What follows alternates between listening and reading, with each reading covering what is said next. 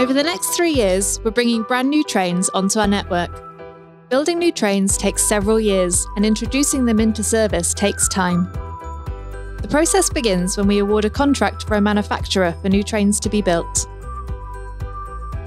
The manufacturer begins their design process, taking on board feedback from our customers and working to our specifications, ensuring the new trains are more accessible, efficient, and will fit onto our network.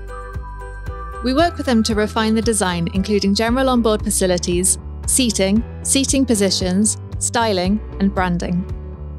Once the designs are signed off, we move on to the building process.